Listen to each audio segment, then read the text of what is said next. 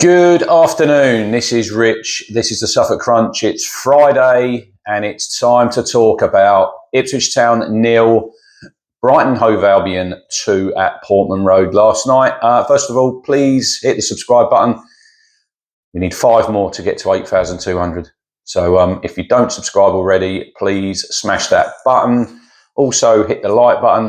We will go for, where are we? We are 18th in the table. We'll go for 180 likes on this video. Will be a Man City match preview from David from the Blue Moon out probably tomorrow morning. I won't be doing a match preview. I'll have a little talk at the end of this about the City game on Sunday. But yeah, last night, Brighton at Portman Road. And I'll tell you one thing, I do not like 7:30 kickoffs. You're in a rush to get there. The traffic's manic because obviously everyone's leaving off work, and I know it's only 15 minutes, but that 15 minutes to me makes all the difference. I literally got in the stadium as the teams had come out. I went to McDonald's before. Fast food, my arse. Absolutely dreadful service. McDonald's Hadley Road. Pick up your game. And my latte was not warm. But yeah, Brighton last night, coming to town, sitting in, I think they were in 11th place, hadn't won in 8. Town off the back of a win against Chelsea, a draw at Fulham, victory against Bristol Rovers in the Cup. Brighton last time out beat our feathered friends up the road 4-0. So well done to you for that. And we were hoping that was going to be the only victory that you got in East Anglia this year. But unfortunately, it didn't pan out that way. But yeah, Town lined up with Christian Walton in goal, 3 at the back as normal, 3 centre-backs, O'Shea, Wolfenden and Greaves. Godfrey was on the bench. Wes Burns on the right-hand side, Leif Davis on the left, and then 2 in the centre. Sam Morsey was on the bench. As I predicted in my lineup on the previous show, I was going to go with Cajuste and Phillips. In hindsight, did it work? I'm not quite sure.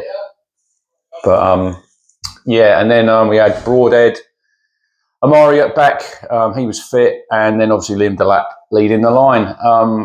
Brighton, yeah, look, started very well, first 15 minutes. Town would, they kept the shape really well, but we really struggled to get hold of the ball. I think Delap, it was at least 15 minutes before he actually got a touch of the ball. But they had a lot of the ball without really creating a lot. Played some good football, but Town, the shape that we've got, I think it makes us a lot more solid. We block out them holes. But then Town grew into the game. And if you look at the first half overall, Brighton had the majority of possession. Town had the best free. Would you call them chances? Broadhead, brilliant bit of skill. That was the first time really that we played off Delap. Ball into him, lays it off. Lovely feet from Broadhead. Jinks inside. Curling shot to Verbruggen's left. It's a great save down to his left hand. He just gets it round the post. It's a little bit like the Trossard goal against Spurs in the week when it bounces in front of the keeper, but he's got a strong hand on that and he pushes it round for a corner.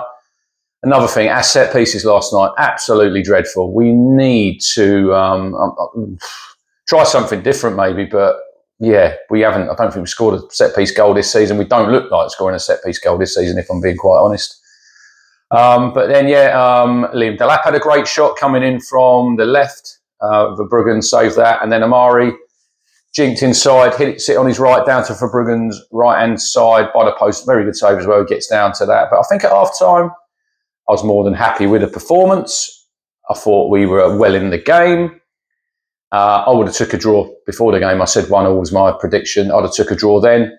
And for me, the type of game it was always going to be probably the first goal that was key. But there was obviously a key moment before that. It was the challenge of João Pedro on Christian Walton. Greaves leaves it a little bit short on the back pass. Now, for me, I don't have a problem with it being a yellow card. You might be screaming at me in the comments. But yeah, I'd love to know what everybody thought of it. For me, I was talking to my mate Carl on the way home. It's one of them. It's in between a yellow and a red. It's an orange for me. I know we don't have an orange card, but this is where I think it's sat. If it was given as a red, it wouldn't have been overturned by VAR. They would have stuck with the on-field decision, and they've stuck with the on-field decision here with the ref. Now, everything looks worse when it's slowed down. What I will say is, where is João Pedro supposed to go? You know, he's running at full tilt.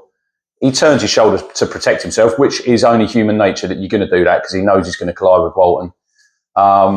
Was it dangerous play? I don't personally think it was.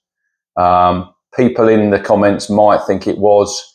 It's obviously a talking point. But the refs give a yellow. Walton's obviously gone down and he's had some treatment. And then we had a really good chance. Wes Burns, penalty spot, drags it wide. And then obviously Brighton get into the lead. I mean, it's a mistake down our left-hand side. I think Greaves should really cut it out and it gets worked into the box to Matoma. Now, here's another one. I think Walton should be saving it. I've watched it back 2 or 3 times this morning. I know Davis is maybe in his eye line, but it goes under him. Got to be doing better there. And for me, this is where I'm at with the goalkeepers. And I've said it before. Christian Walton, in a lot of fans' eyes, has become a better goalkeeper by not playing. Because he's not played any football hardly for the last 2 years, obviously with his injury. And suddenly now he's come into the team and everyone thinks he's the answer. Now, I'm not saying he's not a good goalkeeper. With his feet last night, he showed terrible. Muric with his feet, terrible.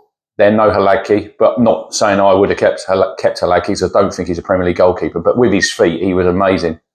I always remember that touch last year at Middlesbrough away in the right back position where he plucks it out of the air. But yeah, goalkeeper wise, I think it's a real weak point. Don't think there's a lot between them. I think they're both average Championship goalkeepers. We're in the Premier League, and I think it could make all the difference at the end of the season. But after the goal, Town were really passive. I tweeted last night, I thought we were really passive, lacked aggression. The gaps between the team, it was like Delap was so far away, he had no support. Couldn't get hold of the ball, we couldn't get out. Brighton showed second half what a good side they were, controlled the game, it was pretty comfortable. Bit of a bugbear of mine was the all game how easily they hit the deck. And I know it's modern football, but I hate it. I hate it. You know, they're rolling around on the floor and you know there's nothing. The matter with it is the one in the second half down the north stand, then when Estepinian miskicks it out for throwing, there's nothing the matter with him. He's laying there. We know he's not injured. And it's just taking time out of the game. It takes the sting out of the game. But yeah, the dark arts, they call it. And Brighton were masters of it last night. Maybe Town need to just up their game and maybe we need to just join the party. You know, I don't want to see players falling on the floor. Then saying that, Liam Delap doesn't take long to hit the deck, does he? So we probably can't have it both ways. But I thought the ref, he bought every free kick for them. You know, he was just, they played him like a fiddle. I think that's the phrase I would say last night. Not saying that they weren't the better team, because they were. Overall, at the end of the game, I think the game reminded me of Everton at home, Crystal Palace at home. We are not a long way off from these teams. They are a little bit better than us. They're more streetwise. That's another word I'd use. They're more streetwise than we are. And they know how to see games out. And once they get in the lead, like last season, we went behind a lot of times. And I think as a fan, we sat there and we were probably thinking, yeah, that's okay. We've got the subs to bring on. The subs can't make that impact. And I'll get onto them in a minute, the substitutions. But yeah, so it was disappointing, obviously, to go behind, and there wasn't really any reaction from Town. We obviously changed. Sam Morsey come on, Jack Taylor come on, Wes come off, and Jens Kajust. I thought Wes had a good game last night, 2 or 3 times, gets in a good position in the first half. Just no one in the box, didn't get enough bodies forward, which I think is a little bit of a issue with this formation that we play. We are a bit more defensively stable, but I think we've lost a little bit attacking-wise. Possibly, it's like my mate Craig said last night, maybe we're set up a little bit to play more away from home like this, because we sort of did play on the counter-attack first half, and I think away from home, soaking up that pressure sort of might suit us, but yeah, we just didn't lay a glove on Brighton second half. They passed around us, we made mistakes, and then obviously we make a mistake for the second goal, Morsey. I mean, it's another cheap free kick. When will that man learn? I'm a massive Sam Morsey fan. I think everybody knows that. but it's another free kick in a silly position. And Ruta sort of, he does well. He squeezes it in at the near post, dunk, jumping out of the way. I know they had a VAR check. He's not in Walton's eye line. It's a soft goal. We just didn't defend the free kick. But then if we keep giving them away, you've not got to give free kicks away in dangerous areas. But yeah, it was 2-0. Jack Clark and George Hurst are waiting on the line. I don't want to criticise Kieran, and I don't like to criticise him, but on this occasion, Jack Clark had a good game on Sunday. George Hurst is back fit. You've got to give them every opportunity to get on the pitch and get in the game. Now, even if it was 1-0 and that goal was ruled out for VAR, we had it was 81 minutes.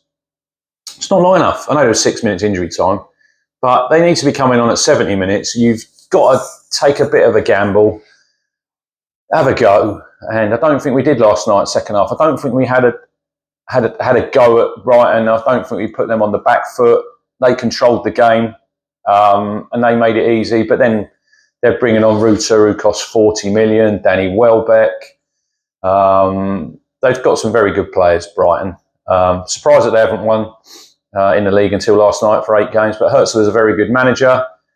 And I thought the atmosphere was really good last night from both sets of fans until we conceded. And then it just died for us. It was very flat.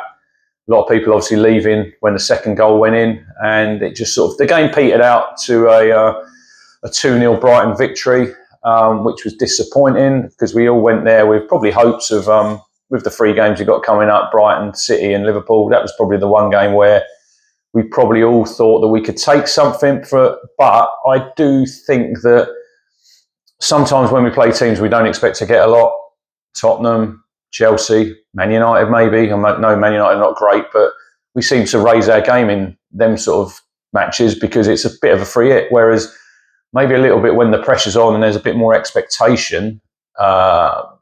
Everton, Palace, last night, you're at home.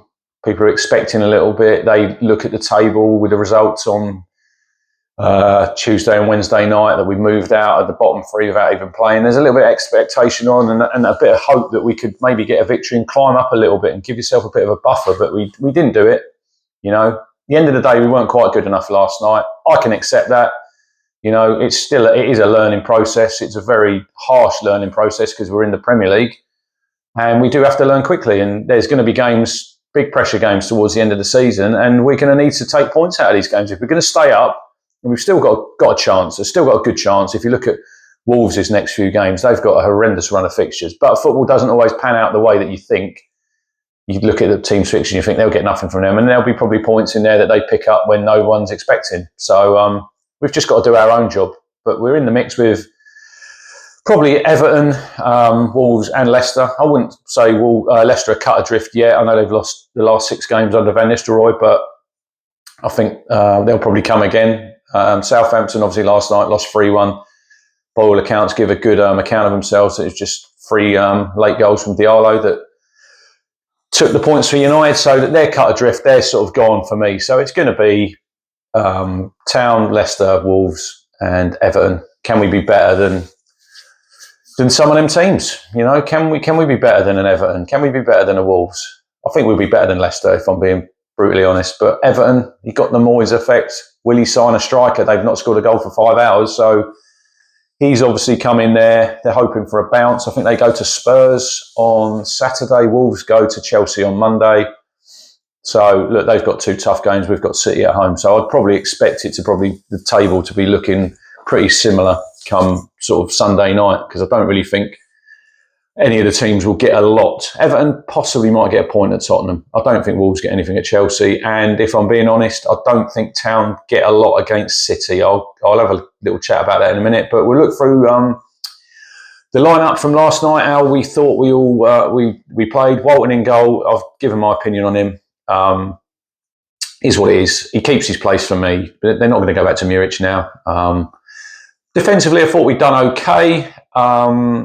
There was one bit in that second half. Wolfie shanked it straight up in the air and then he's bobbled it between his knees and got away with it. For me, Ben Godfrey will come in on Sunday. I think Wolfenden will be the one who drops out. It's harsh on Luke, but Ben Godfrey has got Premier League experience and he's come to play football and he's a better player than Luke Wolfenden. Maybe not everyone agrees with me on that, but he is. He's a better player. He's got probably over 100 appearances in the Premier League. So he will play. But I thought O'Shea was very good last night, had the captain's armband. I thought Wes Burns had a decent game at right wing back. I thought he was good before he went off. Leif Davis didn't really get forward. He got forward a couple of times in the first half. Set pieces not that great. They did get in down his side for the first goal, but like I say, I think Greaves should have done a whole lot better there. Greaves, he done okay. I thought he struggled second half. I'm a Greaves fan, but is he better than Burgess? There's something to discuss in the comments. Two in midfield. I didn't think Jens Kajust had his greatest game, if I'm honest. He looked a bit leggy, which was a strange one because he didn't play last week in the Cup. Calvin Phillips, he done okay. Just okay. I think we missed Morsey in there. I know I did say I didn't think he'd play yesterday, but in hindsight, in that first 15, 20 minutes when we were under the cosh, he just can slow it down, tell the goalkeeper to take your time. But he'll come back in on Sunday, no doubt.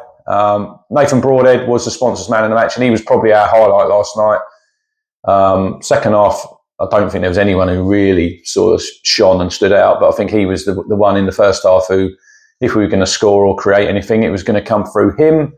Amari Hutchinson, massively disappointing last night, especially second half. Got to get his head up sometimes when he's running with that ball. Got to pick the easier pass sometimes. He's a young player. I don't want to criticise too much because obviously he's still finding his feet, but it's a very, very unforgiving league. And if you're not quite at it, questions are going to be asked. You've obviously got Jayden Philogene, who I think probably comes in Sunday. He might come in for Hutchinson, and Amari might have to sit on the bench and come off the bench second half. Up front, Delap, I thought Brighton handled him superbly last night. Was it Veltman, 34? He did it the deck a lot. Van Hecwa, I think was the other centre half. Lewis Dunk come on. Adam Webster. He never really got out of a head of steam. He got a yellow card in the second half. I think he's up to 7 now, so he's obviously got to be very careful.